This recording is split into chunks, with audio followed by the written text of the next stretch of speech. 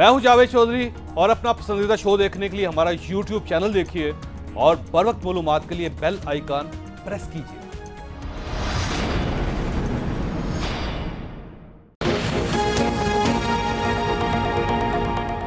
तकब्बुर की वजह से नरेंद्र मोदी ने तारीखी ब्लंडर किया है। ये वक्त साबित करेगा कि ये कश्मीर के लोगों के लिए इनकी गलती की वजह से तारीखी मौका मिल गया है आजाद होने का। इस इशू के ऊपर अब सारी कौम ने कश्मीर के लोगों के साथ खड़ा होना है। कश्मीर के साथ दुनिया खड़ी हो या ना हो, पाकिस्तान की अवाम खड़ी हो और पाकिस्तान की हुकूमत खड़ी हो।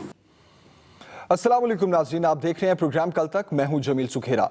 नाज़रीन, मकबूजा कश्मीर में कर्फ्यू का आज 22वां रोज है। मवासलाती निज़ाम, तालीमी इदारे, तिब्बी सहूलियात सब कुछ बंद हैं और कश्मीरी अवाम पर जिंदगी तंग है। मजलूम कश्मीरियों की आवाज दबाने के लिए भारत की रियासती दहशतगर्दी के सबब सूरत हाल रोज बरोज मजीद कशीदा हो रही है। वज़ीर आज़म इमरान खान साहब मतवातर आलमी ताकतों की तवज्जो इस सुलगते हुए इशू की जानिब मबजूल करवा रहे हैं। आज वज़ीर आज़म साहब ने बहुत अहम खिताब किया कौम से और अपने इस खिताब में वाज़े तौर पर ऐलान कर दिया है कि पाकिस्तान की कश्मीर पॉलिसी का फैसला कुन वक्त आ गया है। दुनिया पाकिस्तान का साथ दे या ना दे, पाकिस्तान कश्मीर के लिए आखिरी हद तक जाएगा। वज़ीर आज़म की जानिब से ये एक अहम ऐलान है। आज प्रोग्राम में हम इस पर बात करेंगे, जबकि दूसरी जानिब एक बहुत अहम मुलाकात थी जिससे बड़ी उम्मीदें थीं। फ्रांस में ट्रंप मोदी मुलाकात हुई है। इस मुलाकात के दौरान नरेंद्र मोदी ने मकबूजा कश्मीर के मामले पर सदर ट्रंप के सामने ही उनकी सालसी की पेशकश को एक बार फिर मुस्तरद कर दिया और सदर ट्रंप ने भी इस बात का इजहार कर दिया कि पाकिस्तान और भारत अपने इख्तलाफात बाहमी तौर पर हल कर लेंगे। इस मुलाकात को क्या समझा जाए और इसका हासिल क्या है? जो तवक्कुआत इस मुलाकात से वाबस्ता की जा रही थी वो किस हद तक पूरी होती नजर आ रही हैं? कश्मीर इशू पर पाकिस्तान की पॉलिसी और सिफारती कोशिशें कितनी मौसर और कारगर हैं, इस पर भी हम बात करेंगे। जबकि दो एटमी ताकतों के दरमियान जारी इस मसले की संगीनी का जो आलमी ताकतों को एहसास हो रहा है, उसके हल के लिए आलमी ताकतें कितनी संजीदा हैं। आज के प्रोग्राम में इन मौज़ूआत पर हम बात करेंगे। मेहमानों का तारुफ आपसे करवाऊं। अहमद जवाद साहब हैं, पाकिस्तान तहरीक इंसाफ के मरकजी सेक्रेटरी इत्तलात हैं, कराची स्टूडियो से हमें ज्वाइन कर रहे हैं।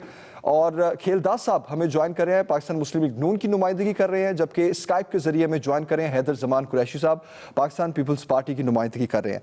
एक ब्रेक लेते हैं, ब्रेक के बाद वापस आते हैं, फिर डिबेट स्टार्ट करते हैं। वेलकम बैक नाज़रीन। अहमद जवाद साहब, starting from you. No doubt आज वज़ीर आज़म इमरान खान साहब का जो खिताब था बहुत इंपॉर्टेंट था, बड़ा ब्रिलियंट स्पीच थी उनकी और बड़ा वाज़े पैगाम पूरी दुनिया को गया। और ख़ास तौर पर कुछ बहुत अहम मामलात थे जिसमें उन्होंने कहा कौम से कि मायूस नहीं होना आपने, एक वक्त आएगा जब हमारा सब साथ देंगे। फिर उन्होंने कहा कि हम आखिरी हद तक जाएंगे।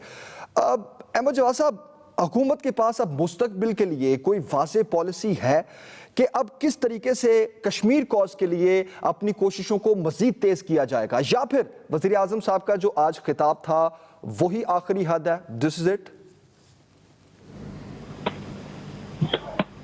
देखें सुहेरा साहब, जब वज़ीर आज़म इमरान खान ये कहते हैं कि कश्मीर की कॉज के लिए हम आखिरी हद तक जाएंगे, तो ये एक इससे ज़्यादा वाज़े कोई और पैगाम नहीं हो सकता। अब ये है कि हमारे पास क्या क्या ऑप्शंस हैं और हम उन ऑप्शंस को कैसे अवेल कर रहे हैं।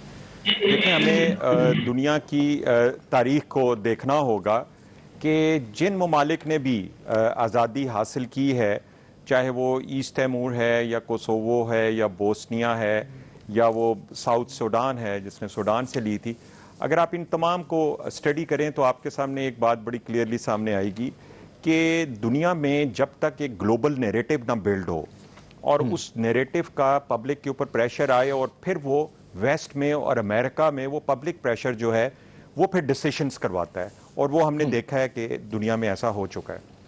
इसलिए हम जब ये कहते हैं कि हम आखिरी हद तक जाएंगे, तो आई थिंक ये एक तो ये बड़ा वाज़े पैगाम हो गया। अब हमारी ऑप्शंस क्या हैं? हम इस वक्त हम वॉर की बात नहीं करते, हम जंग की बात नहीं करते, हम इस मसले का पीसफुली जो इसका हल है ढूंढने की कोशिश कर रहे हैं। उसमें क्या क्या ऑप्शंस हैं हमारे पास एक तो ऑप्शन ये है कि हम इंटरनेशनल कम्युनिटी को दो तरीके से हम एंगेज करें। जिसमें एक इंटरनेशनल मीडिया है और एक इंटरनेशनल जो डिप्लोमेटिक कॉरिडोर है।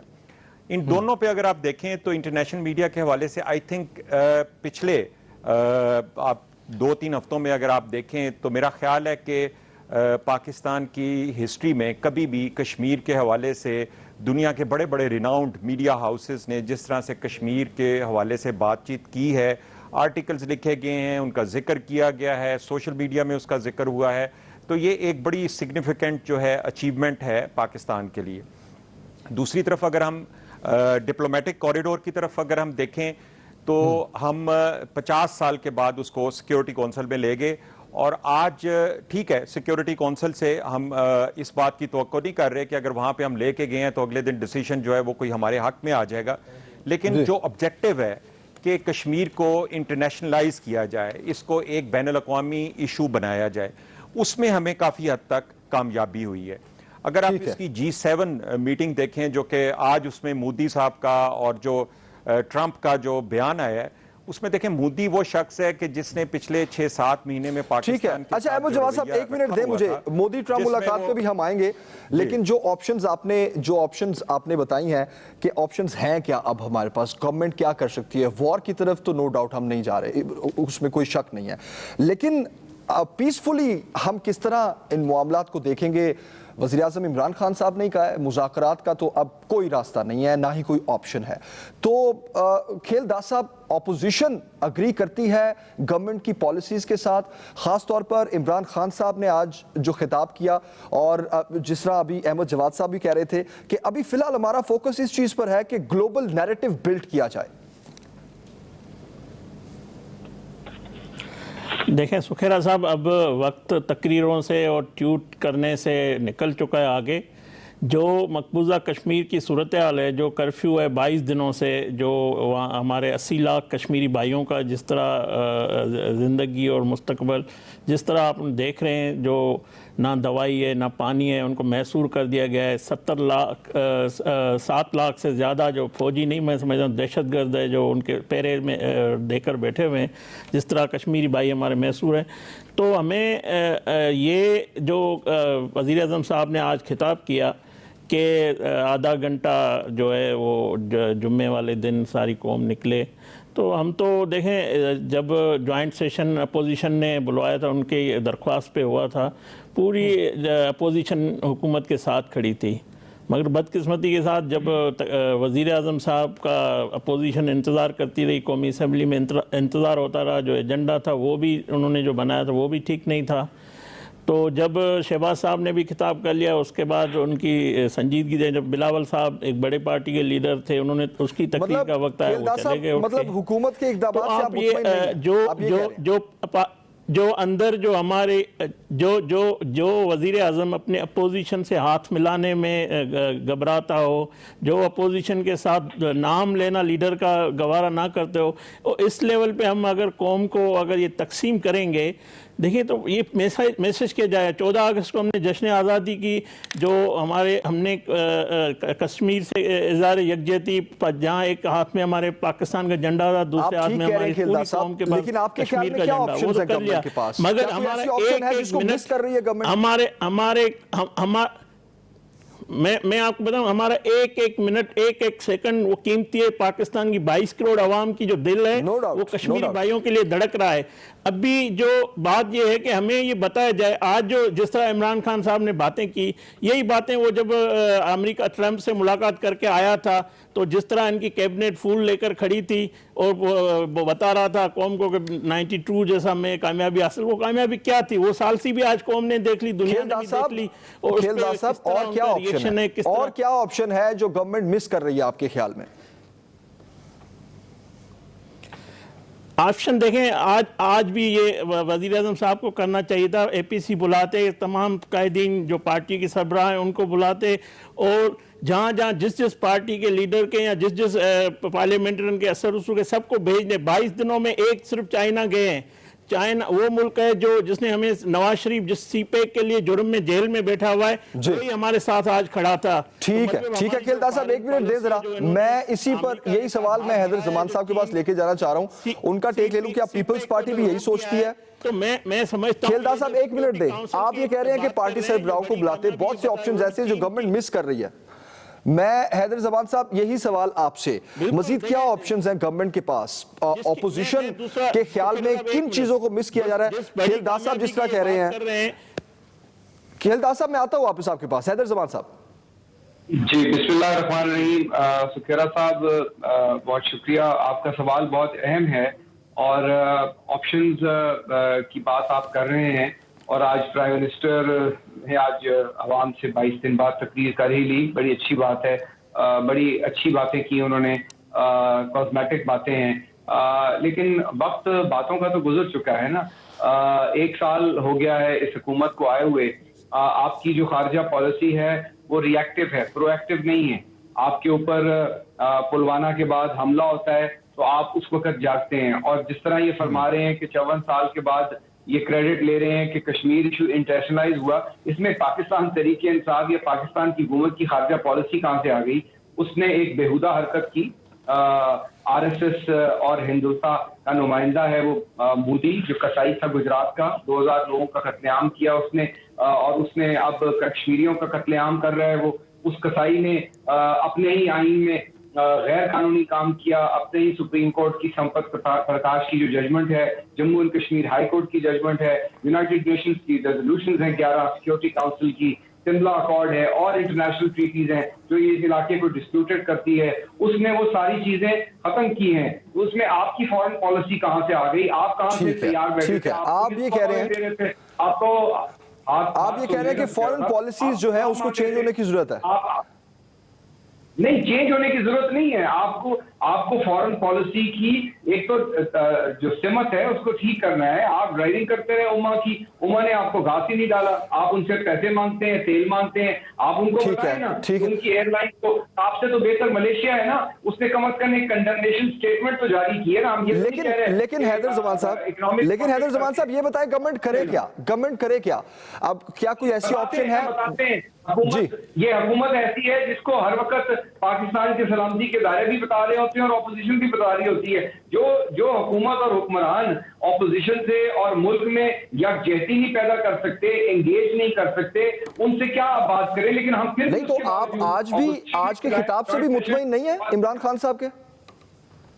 इमरान खान साहब के खिताब से हम मुतमईन तब होंगे जब वो वॉक द टॉक करेंगे, जब वो एटीसी बुलाएंगे, जब वो ऑपोजिशन में उनकी नजर में जो बेहतर लोग हैं चले, वो ये ना समझे कि हम किसी के लिए वो एनारा मांग रहे हैं। उनकी नजर में जो कॉम्पिटेंट लोग हैं। हैदर जमान साहब एक मिनट दें, इसी बात का जवाब अहमद जवाद साहब से लेते हैं। मैं वापस आता हूं हैदर साहब। हैदर जवाद साहब मेरी बात सुन ले please, let me just complete. आपको डिप्लोमेटिक एग्रेसिवली पोस्टरिंग करनी है। आपको पाकिस्तानी डायस्पोरा को जो है, जो आप एलिरा 1 में जलसे करते हैं कि नवाज शरीफ का टेलीविजन लेना है, आपको चाहिए कि उससे 4 गुना तादाद में। और आपको मैं बताऊं कि आप मुस्लिम उम्मा से ज्यादा आपको इंटरनेशनल जो दुनिया है, जो ह्यूमन राइट्स क्राइम जो है ह्यूमैनिटी के ऊपर। अहमद जवाद साहब आते हैं आपके पास, हैदर जमान साहब जरा कंप्लीट कर लें। और आपको इंटरनेशनल मीडिया से एंगेज करना है। प्राइम मिनिस्टर को, पाकिस्तान के ऑपोजिशन लीडर्स को इंटरनेशनल मीडिया को इंटरव्यू देने चाहिए। और एक्सप्रेस से मैं उम्मीद करता हूं कि आपको अपना इंग्लिश चैनल को दोबारा वाइब्रेंट करना चाहिए। पाकिस्तान का कोई इंग्लिश चैनल नहीं है, आपकी आवाज दुनिया में नहीं जा रही। आपको मीडिया का पैगाम फोरम पे पहुंचाना है। और मैं समझता हूं कि यकसुई के साथ ऑपोजिशन और गवर्नमेंट को बहुत मेहनत करनी होगी। वो तो आपके पाकिस्तान और ठीक है हैदर जमान साहब, गवर्नमेंट और ऑपोजिशन दोनों को बहुत मेहनत करना होगी। लेकिन दो चीजें हैदर जमान साहब, एक मिनट दे मैं वापस आता हूं आपके पास। देखिए आपका पॉइंट ऑफ व्यू और खेलदास साहब का पॉइंट ऑफ व्यू एक पॉइंट पे कॉमन है और वो है एपीसी। आपका ये कहना है कि ऑपोजिशन को दूर क्यों रखा जा रहा है इस मामले में? ऑपोजिशन नो डाउट अपने ताई तो बहुत कुछ कर रही है, लेकिन गवर्नमेंट एपीसी क्यों नहीं बुला रही? अहमद जवाद साहब क्या जवाब देंगे आप इसका? जमील सुखेरा साहब, आपने रिपीटेडली दोनों मेहमानों से ये पूछा कि ऑप्शंस क्या हैं, और ये दोनों मेहमान जो हैं किसी ऑप्शन का जिक्र नहीं कर सके सिवाय इसके कि ये एक एपीसी इनके मुंह से निकली है। और भाई इनकी एपीसी को दुनिया में कौन पूछता है? मैंने यही तो आपको बताया है कि हमारे पास ऑप्शंस जो हैं वो ये हैं कि हमने इंटरनेशनल कम्युनिटी को एंगेज करना है। वो 10 साल में वो एंगेज नहीं हुई, वहां पे इनके लीडर्स लेकिन अहमद जवाद साहब, कौमी इत्तेहाद भी तो बहुत जरूरी है ना। एक लफ्ज नहीं निकला। कौमी इत्तेहाद भी तो बहुत जरूरी है ना। बात मुकम्मल करने दें, क्योंकि आप जो है ना वो, चूंकि हम डिफरेंट जगह पे बैठे हैं तो बहुत ज्यादा एको है, तो इसलिए ओके, मैं आपके जवाब में ही ऐड कर रहा था। जी कंप्लीट करें प्लीज। मुझे अपनी बात को मुकम्मल करने दें। जी। इन्होंने कहा जी कि बातों, एक जो मेहमान है इन्होंने कहा बातों का वक्त गुजर गया है। वो तो भाई ये भी तो बताओ, बातों का वक्त गुजर गया है तो अब करना क्या है? मैं तो इनको सोल्यूशन बता रहा हूं ना, मैं तो इनको ऑप्शंस बता रहा हूं। और ये सिर्फ इनके पास एक यही है जी कि अपोजिशन को एंगेज करें। अपोजिशन को हमने एंगेज बिल्कुल हम कर रहे हैं, लेकिन ये है कि हमें जो सोल्यूशन है उसकी तरफ जाना है। हमें इंटरनेशनल कम्युनिटी को एंगेज करना है। उसमें हमने ये साबित किया है अपने एक्शन से। इनके ये कह रहे हैं, एक साहब बोल रहे हैं जी कि कोई इंग्लिश चैनल नहीं है। ओ भाई जाके न्यूयॉर्क टाइम पढ़ो, जाके रॉयटर्स की रिपोर्ट्स देखो, दूसरे इंटरनेशनल टीवी चैनल्स को देखो, वो सारे अंग्रेजी चैनल हैं, वो सारे के सारे इंग्लिश के मीडिया हाउसेज हैं, वो वेस्ट के मीडिया हाउसेज हैं, वो कश्मीर की बात कर रहे हैं। हम जो आज पहली दफा हम इंटरनेशनल अगर मीडिया में कश्मीर का जिक्र कर रहे हैं तो इस पे खुश हों। हाँ, वो लोग खुश नहीं होंगे जो कि इंडिया में बैठे हुए हैं, जो कि इंडियंस हैं। आपको तो खुश होना चाहिए, लेकिन आपका रवैया कुछ ऐसा है, मुझे तो ऐसा लगता है कि जैसे आपको तो उधर इंडिया में किसी स्टूडियो में बैठे होना चाहिए था, उनकी आप तारीफें कर रहे होते आप। अच्छा अहमद जवाद साहब, कि पाकिस्तान के पहली दफा हमने इसको इंटरनेशनलाइज किया है, इस इशू को, और ये इंटरनेशनलाइज करने का सबूत मौजूद है। सिक्योरिटी काउंसिल में हम 50 साल। अहमद जवाद साहब, आप एक बात का और जवाब दें, एक बात का तक किसी लीडर इसी में ऐड करें। आप बिल्कुल ठीक कह रहे हैं, इंटरनेशनल मीडिया पाकिस्तान बहुत हद तक कामयाब हुआ है इंटरनेशनल मीडिया को एंगेज करने में, इसमें कोई शक नहीं है। जो आवाजें पूरी दुनिया से उठ रही हैं उसमें पाकिस्तान का बहुत क्रेडिट है, इसमें कोई शक नहीं है। लेकिन हमारे दोनों ऑपोजिशन के गेस्ट ये कह रहे हैं कि ऑपोजिशन को भी साथ लेकर चले, बाहर की दुनिया को मनाना, इस कश्मीर कॉज के लिए आवाज उठाना बहुत जरूरी है, लेकिन क्या कौमी इत्तेहाद जरूरी नहीं है? देखिए, अगर अपोजिशन की आप बात करते हैं तो पार्लियामेंट में ये सब्जेक्ट डिस्कस हुआ है। पार्लियामेंट के हर लीडर को जो है पूरा मौका दिया गया है कि वो अपना पॉइंट ऑफ व्यू दे। लेकिन अगर आप ये समझते हैं कि अपोजिशन को इकट्ठा करने का मतलब ये है कि जरदारी साहब के केसेस खत्म हो जाएं, सॉरी, नो। अगर आप ये समझते हैं कि नवाज शरीफ के या उनके खानदान के ऊपर केसेस खत्म हो जाएं, उन पे अकाउंटेबिलिटी खत्म हो जाए, नो। हाँ, बाकी अपोजिशन जो है, सो बिस्मिल्लाह, आप आए कश्मीर के ऊपर, हमें ज्वाइन करें, हमारे साथ रैलीज में शामिल हों, आपको कोई मना नहीं कर रहा। अगर आपके पास आपने उनको इनविटेशन भी तो नहीं दिया, ऑप्शन है उसको। अहमद जवाद साहब, आपने उनको इनविटेशन भी तो नहीं दी ना। एहतसाब की बात उन्होंने की नहीं, एहतसाब की बात उन्होंने की, ठीक है जी। इन्होंने बात मुकम्मल कर ली है, जो साहब बोल रहे हैं कराची से, पता नहीं जो भी हैं, उन्होंने बात मुकम्मल कर ली है। हैदर ज़मान साहब, आपका टेक लेंगे, आपसे जवाब लेंगे। एक हैदर ज़मान साहब, एक ब्रेक लेते हैं, ब्रेक के बाद वापस आते हैं।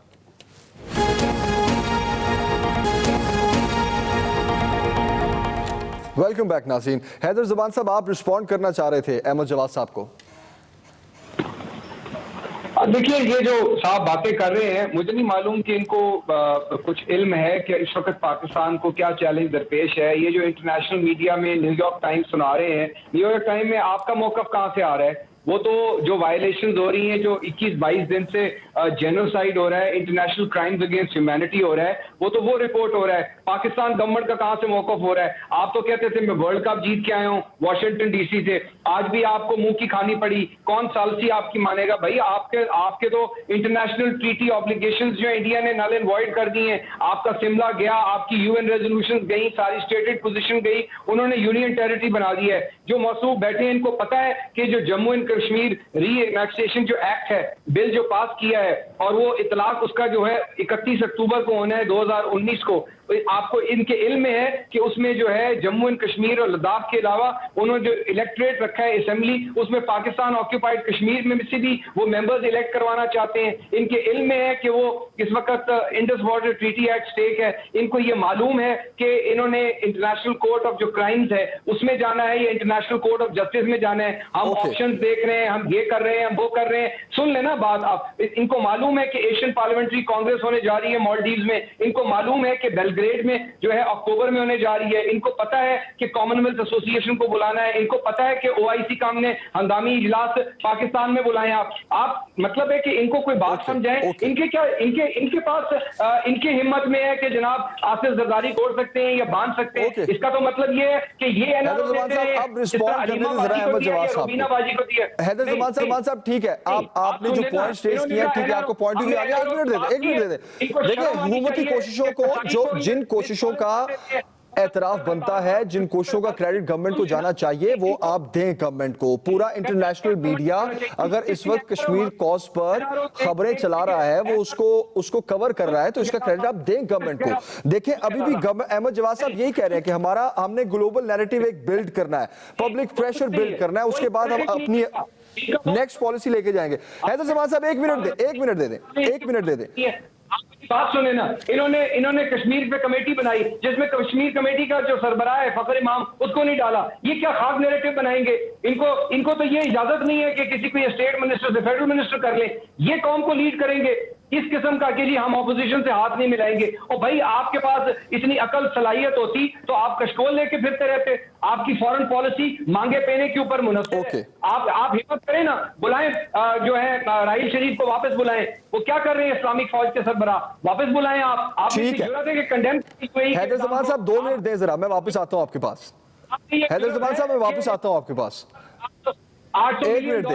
खेलदास साहब आपके ख्याल में पाकिस्तान को सिफारती कोशिशें अपनी मजीद किस तरह बेहतर बनानी होंगी, किस तरह मजीद मौसर बना सकते हैं? जी सुखेरा साहब, मैं इनकी बात देखें, जो पीटीआई के दोस्त बात कर रहे हैं इंटरनेशनल मीडिया की, वो हैदर ज़मान कुरैशी साहब ने भी ये बात की कि जो वाशिंगटन पोस्ट है या न्यूयॉर्क टाइम्स है, वो जो इंसानी हुकूक की जो जिस तरह पामाल हो रहे हैं, जिस तरह बर्बरियत हो रही है, इनमें हुकूमत का या गवर्नमेंट पीटीआई की गवर्नमेंट का कोई रोल नहीं है, ना इन्होंने कोई किरदार अदा किया है। ना आज जो ये कह रहे हैं कि बड़ी हमें इंटरनेशनल कामयाबियाँ हुई, वो हमें बताए तो कौन सी कामयाबी इनको हुई है। तो ये इलामिया तो बताए सिक्योरिटी। अच्छा, खेलदास साहब आप ये कह रहे हैं, हैदर ज़मान साहब भी ये कह रहे हैं उन्होंने कि गवर्नमेंट का कोई क्रेडिट नहीं है किसी भी चीज में, कामयाबी नहीं। अच्छा, अब आप ये बताते हैं कि मजीद गवर्नमेंट करे क्या? कोशिश करते हैं, अपोजिशन इनको ऑफर देती है, ये कहते हैं एनआरओ। भाई इस कश्मीर के मामले में आप एनआरओ क्यों लाते हो? कौन आपसे एनआरओ मांग रहा है? आज जब कौम को जब तक कौमी इत्तेहाद नहीं होगा, इसे आज जब तकलीफ कर रहे थे कौम से, उससे भी एपीसी के अलावा कोई ऐसा ऑप्शन है, कोई ऐसी सजेशन है जो आप गवर्नमेंट को देना चाहते हैं? पूछ रही है कि किसने एनआरओ मांगा है? एनआरओ को नहीं है बात।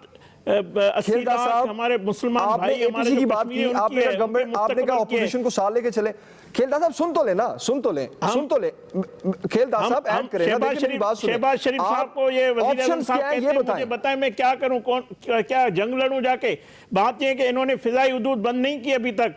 फिजाई हुदूद बंद करनी चाहिए थी इनको, फौरी ट्रांसलेशन जो चल रही वो बंद होनी चाहिए। तो इन्होंने क्या किया है? और हक जो है ना लड़के, इसका जवाब फौरन ले लेते हैं ना। खेलदास साहब 1 मिनट दे जरा। अहमद जवाद साहब बताएं जरा, आपने फिजाई हुदूद अभी तक बंद नहीं की, खेलदास साहब कह रहे हैं पड़ेगा। और जो हमारे भाई जिस तरफ से खेलदास साहब 1 मिनट दे जरा, रिस्पॉन्स तो लेना है अहमद जवाद साहब से। अहमद जवाद साहब ये किस तरह अमन की बातें कर रहे हैं, किस तरह ये क्या बातें बता रहे हैं कौम को? जी थैंक यू सुखेरा साहब। अब मैं इन दोनों भाइयों का जवाब देना चाहूँगा। ये जो बैठे हुए हैं, एक हैदर ज़मान कुरैशी साहब, इन्होंने कहा आपको इल्म है, काफ़ी सारी इन्होंने चीज़ें पूछी। मैं इनसे पूछता हूँ, आपको इल्म है कि जब आपकी 5 साल हुकूमत थी तो आपके लीडर ने या आपकी हुकूमत ने कश्मीर के हवाले से कितने बयान दिए, कितनी दफ़ा इंटरनेशनल कम्युनिटी को एंगेज किया, कितनी दफ़ा इंटरनेशनल फोरम्स पे कश्मीर का केस लेके गए? आप खामोशी से बात सुने, अब मेरी मैं सुन लूँगा आपकी भी बात। अच्छा, और इनको पता है, आपके इल्म में है कि ये सब कुछ इसलिए नहीं आपका लीडर कर सकता था क्योंकि उसकी अपनी क्रेडिबिलिटी कोई नहीं है। वो एक करप्ट और क्रिमिनल आदमी है, वो फलूदे वाले अकाउंट से वो जो है उसके अरबों रुपए निकल रहे हैं। क्या ये आपके इल्म में है? फिर दूसरे साहब जो बैठे हुए हैं, कि वो कह रहे हैं कि जी क्या किया। हाँ, अहमद जवाद साहब, खेलदास साहब का जवाब तो दे देना आप। दोवल जो है, फजाई हुदूद क्या बंद हुई है अभी तक के नहीं इंडिया के लिए, ये इस बात का जवाब तो दे दें। जी जमील सुखेरा साहब, मैं ये कह रहा हूं खेलदास साहब के सवाल का जवाब तो दे दें आप। फजाई हुदूद अभी बंद की कर चुका है पाकिस्तान के, नहीं की इंडिया की? देखें, पुलवामा के बाद ये फजाई हदूद दोनों तरफ से बंद हुई थी और पुलवामा के बाद तकरीबन जुलाई के महीने में ये दोबारा दोनों साइडों पे खुल गई। अभी ये हमारे पास ये ऑप्शंस मौजूद हैं, लेकिन अब हम जो है स्टेप बाय स्टेप जो हैं वो डिप्लोमेटिक लेवल के ऊपर भी काम कर रहे हैं। अभी और उसको हम उसी तरह से करंटली फजाई हदूद ओपन है ना इंडियन एयरक्राफ्ट्स के लिए? इंडियन फजाई ओपन है। ओके, ये इस पे इंप्लीमेंटेशन कब होगी? क्यों अभी तक क्यों बंद नहीं की फजाई हदूद, क्यों बंद नहीं की गई इंडिया के लिए? देखें सुखेरा साहब, आप तो ऐसे बात कर रहे हैं कि आज फजाई हदूद बंद होगी तो अगले दिन कश्मीर का मसला हल हो जाएगा। आपको इसको एक बड़े जो है सिनेरियो में देखना होगा कि हमारे इस वक्त क्या ऑप्शंस अवेलेबल हैं, क्या क्या ऑप्शंस हम अवेल कर रहे हैं, उन किस वक्त किस ऑप्शन को हमने अवेल करना है, ये सब ऑप्शंस हमारे पास मौजूद हैं। लेकिन जो सबसे ज्यादा इंपॉर्टेंट चीज ये है कि पाकिस्तान में बैठ के हम इंडिया की जबान मत बोलें, हम पाकिस्तान में बैठ के इस चीज को तस्लीम करें कि पाकिस्तान में एक 50 साल के बाद आप कश्मीर के मसले को इंटरनेशनलाइज करने में कामयाब हुए हैं। इसको आप सिर्फ इस वजह से चूंकि आप अपोजिशन में बैठे हुए हैं और आपने कुछ किया नहीं है, तो आज आपको ये चीज हजम नहीं हो रही कि आप कह रहे हैं कि ये क्यों नहीं किया तो वो क्यों नहीं किया। आप ये देखें कि इस वक्त कश्मीर के हवाले से जो हमने इंटरनेशनली अचीवमेंट्स की हैं, और आज जो प्राइम मिनिस्टर का जो खिताब था एक बड़ा वाज़ेह पैगाम था। आप एक सिर्फ फजाई हदूद की बात कर रहे हैं, उन्होंने कहा है कि हम अहमद जवाद साहब एक मिनट दें, मैं एक और इशू भी डिस्कस करना चाह रहा हूं, अवेल करेंगे वन बाय वन। एक मिनट दें अहमद जवाद साहब। ओके जी आप ये कह रहे हैं कि हम स्टेप बाय स्टेप जाएंगे, जो भी ऑप्शंस हैं हमारे पास उसको अवेल करेंगे। फजाई दूध का आपने कहा अभी भी ओपन है, फिर मैं वही सवाल करूंगा आपसे कि उसको करना चाहिए हमें, फॉरेन इंडिया को हमें पेन देना चाहिए। देखें आज नो डाउट गवर्नमेंट के जितने भी स्टेप्स हैं, जितनी भी पॉलिसीज हैं कश्मीर कॉज को लेके, उसकी सब तारीफ कर रहे हैं, पूरी दुनिया में तारीफ हो रही है, इसमें कोई शक नहीं है। लेकिन आज एक बड़ी अहम मुलाकात हुई मोदी ट्रंप की, बड़ी अहम मुलाकात हुई मोदी ट्रंप की, उससे बड़ी तवक्कुआत थी और ये सोचा जा रहा था कि सालसी की जो पेशकश की थी इमरान खान साहब जब गए थे, अभी आज बड़े वाज़े कह दिया मोदी साहब ने कि जी ये हमारा हम आपस में बायलैटरल मामला है, ये इसको हम हल कर लेंगे, किसी को भी हम सालसी की जो भी पेश करेंगे हमें जरूरत नहीं है उसकी। फिर इस मामले को आप किस नजर से देख रहे हैं अहमद जवाद साहब?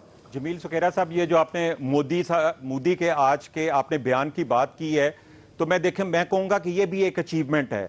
अगर आप पिछले 6 माह में देखें तो मोदी किसी सूरत में पाकिस्तान के साथ बात करने को तैयार नहीं था, किसी सूरत में वो कश्मीर के ऊपर बात करने को तैयार नहीं था। ये वही प्रेशर है जो हमने इंटरनेशनली बिल्ड किया है, जिसकी वजह से आज G7 में भी बैठ के उसको कश्मीर के हवाले से ट्रंप के साथ बैठ के बात करनी पड़ी है। इसी को कहते हैं इशू को इंटरनेशनलाइज करना। हमने कामयाबी हासिल की है। आज मोदी 6 महीने बाद उसका मुंह खुला है और उसको यह कहना पड़ा है G7 के फोरम के ऊपर बैठ के, उसको कम से कम यह एक्सेप्ट करना पड़ा है कि यह हमारा एक बायलैटरल इशू है, जो कि 6 महीने से वो कश्मीर के हवाले से बात नहीं करना चाह रहा था। चले एक मिनट दें, हैदर जमान साहब रिस्पॉन्ड करना चाह रहे हैं इस पे। साहब ये बात तो कोई ना हुई तो कह रहा बात यानी इनकी अकल और फहम को हम दाद ही दे सकते हैं। यानी उसने कहा ये इंटरनेशनल इशू नहीं है, ये इंटरनेशनलाइज्ड इशू नहीं है, ये इंटरनल इशू है मेरा, ये हम बायलैटरली करेंगे। यानी उसने डाउनग्रेड कर दिया, उसने यूनाइटेड नेशन की सिक्योरिटी काउंसिल रेजोल्यूशन 48 जो है उसको डस्टबिन में फेंक दिया। यानी आपकी इंटरनेशनल जितनी कमिटमेंट्स हैं, जो पंडित नेहरू का 1952 का लेटर है कि India will honour its word and go for a plebiscite, उसको उन्होंने डस्टबिन में।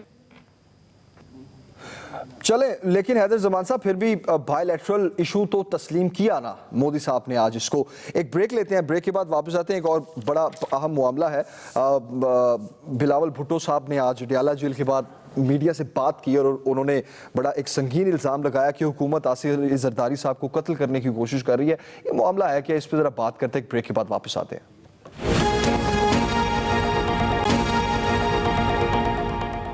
मुझे मुझे लोग कहते जी इमरान खान आपने बड़े यू टर्न किए हैं। मैंने कहा कमाल यू टर्न है, प्राइम मिनिस्टर बन गया यू टर्न करते करते। और मेरे मुखालिफ हैं जो जेलों में हैं, मुझे सारे कहते हैं शोर मचाए हुए जब से मैं पावर में आया हूँ, सिर्फ वो एक चीज़ चाहते हैं NRO। लेकिन जिस दिन मैंने उनको NRO दिया, मैं अपनी विजन के ऊपर कॉम्प्रोमाइज़ कर जाऊँगा। ये गुलाम इसहाक खान यूनिवर्सिटी में खिताब किया आज इमरान खान साहब ने। उन्होंने कहा कि यू टर्न लेते लेते मैं तो PM बन गया और जो अपोजिशन है वो जेलों में है। लेकिन अपोजिशन जो जेलों में है, आज बिलावल भुट्टो साहब ने बड़ा एक अजीब सी बात की। उन्होंने कहा कि हुकूमत आसिफ अली जरदारी को कत्ल करने की कोशिश कर रही है। ये मामला है क्या, जरा इन डेप्थ बताइए हैदर जमान साहब। देखिए सुखेरा साहब, इस हुकूमत की आंखें इक़्तिदार में अंधी हो चुकी हैं। इनके घमंड का कोई इस वक्त लिमिट नहीं है और ये कानून और आइन की धज्जियां बिखेर रहे हैं और ये यू टर्न लेते लेते प्राइम मिनिस्टर बन गए। एक बात और भी कर देते, गुलाम इसहाक खान इंस्टीट्यूट में आज बात कर रहे थे कि मैं यू टर्न लेते लेते मैंने कश्मीर को भी पाकिस्तान के हाथों से निकाल दिया, मैं यू टर्न लेते लेते मोदी को भी मिस कॉलें मारता रह गया और पाकिस्तान का सत्यानाश कर दिया, पाकिस्तान की गरीब अवाम का सत्यानाश कर दिया। ये यू टर्न लेते लेते मैंने इकोनॉमी का भुरकस निकाल दिया। और जिस तरीके से ये अदालत ने ऑर्डर किया है कि, और जो डॉक्टर्स हैं, सरकारी डॉक्टर्स हैं जो अडयाला जेल के हैं, उन्होंने लिख के दिया है कि उनको फौरी तौर पर जो है तिब्बी सहूलतें फराम की जाएं, उनके टेस्ट होने हैं, ब्लड प्रेशर, उनको हार्ट की तकलीफ है, उनका मुआयना होना चाहिए। ये नहीं कर रहे, ये घसीट रहे हैं, यानी प्रिजन रूल्स की वायलेशन करके फरियाल तालपुर को ईद की रात जो है जेल में डाला गया, हालांकि वो हॉस्पिटल में मौजूद थी। डॉक्टर्स कहते रहे कि उनको कार्डिक इंस्टीट्यूट में आप शिफ्ट करें, इन्होंने अडयाला जेल। तो इनको किसी की जो है कानून की इज्जत नहीं है, किसी की माँ बहन की तमीज नहीं है। जिस शख्स को सारी जिंदगी पता ही ना हो कि फैमिली और फैमिली वैल्यूज क्या है, तो वो अपने जो है ना इंतकाम में घिरा हुआ है और उसको सिर्फ यही नजर आता है कि मैंने लोगों को, भाई सारे पाकिस्तान की ऑपोजिशन को आप जेल में डाल दें, लेकिन उन कश्मीरियों को जिनको अंधा कर दिया है, क्लस्टर बॉम्ब्स का शिकार हैं, उनको तो जेल से छुड़वा दो। आपको पाकिस्तान की आवाम को आधा घंटा जो है ये जेजी करवानी है। अगर आप में हिम्मत है तो अमन मार्च करें ना, अल्जीरिया में मोरक्कन्स ने किया था, ले जाएं LOC पे, ऑपोजिशन भी आपके साथ जाएगी, ले जाएं 1 मिलियन मार्च, लॉकडाउन करवाते थे, सिविल डिसोबीडियंस करवाते थे।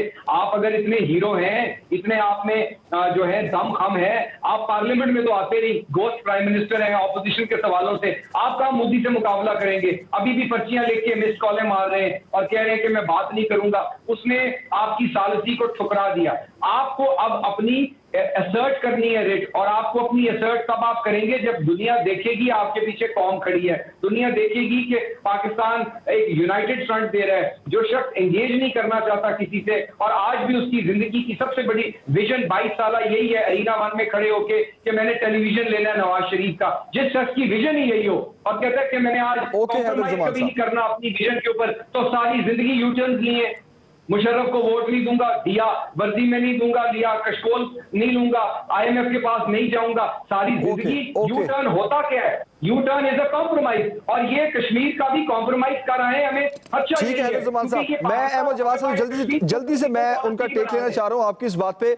अहमद जवाद साहब, गवर्नमेंट इस टाइम मोदी को फाशिस्ट कह रही है और बिलावल भुट्टो साहब आपको फाशिस्ट कह रहे हैं। मेरी बात पहले भी आप कहा गए, मेरा मौक़िफ़ भी सुने, मैं इसको जवाब दे दूं फिर आप आ जाएं। प्लीज जी खेलदा साहब।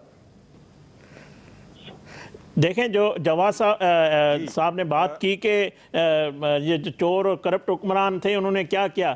72 सालों में भारत को जुर्रत नहीं हुई इस तरह का जो है ना मकबूजा कश्मीर में कोई कदम उठाने की। यही शहीद मोहतरमा बेनज़ीर भुट्टो वज़ीर आज़म हो या नवाज शरीफ साहब वज़ीर आज़म हो या गिलानी साहब वज़ीर आज़म हो, ये आज क्यों चुना गया? ये फैसला आज क्यों हुआ? ये इनको पता था। यही मोदी की इलेक्शन के लिए दुआएं मांग रहा था इमरान खान साहब। ये ट्वीट पड़े हुए हैं, ये बयानात इनके पड़े हुए हैं। और वही जो जल्लाद और जो जिसको कातिल ये कहते हैं, उसकी कामयाबी के लिए तो शादमाने बजा रहे थे।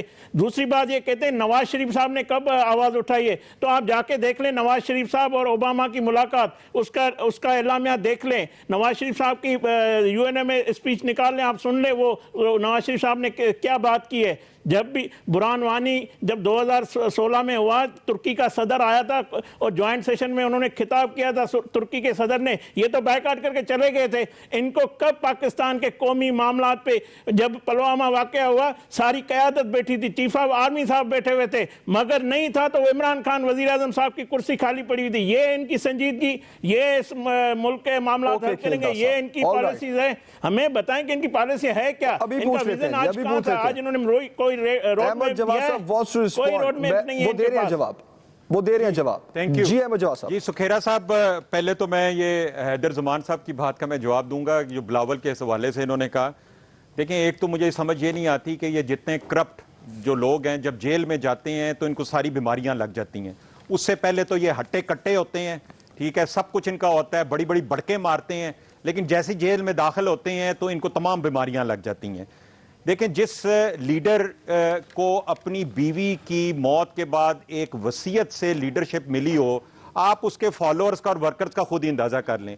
देखिए, मेरा लीडर तो, आप उस यू टर्न की बात कर रहे हैं, उसने 22 साल स्ट्रगल की है तो यहां तक पहुंचा है, लेकिन इनका जो लीडर है वो तो एक वसीयत, वो भी जाली वसीयत लेके वो इस पार्टी का जो है वो लीडर बन गया।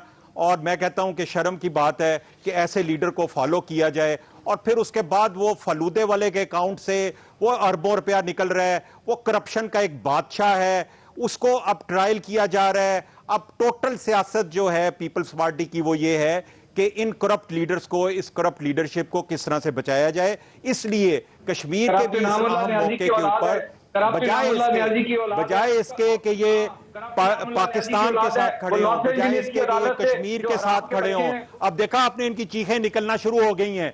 अब ये बात सुनने की इनमें हिम्मत नहीं है। बात कर रहे हैं, वो कह रहे हैं कि जी नवाज शरीफ ने बड़े कारनामे मारे। हैदर जमान साहब सुन तो लेना, अहमद जवाब साहब अजीत देवल सुन तो लेना।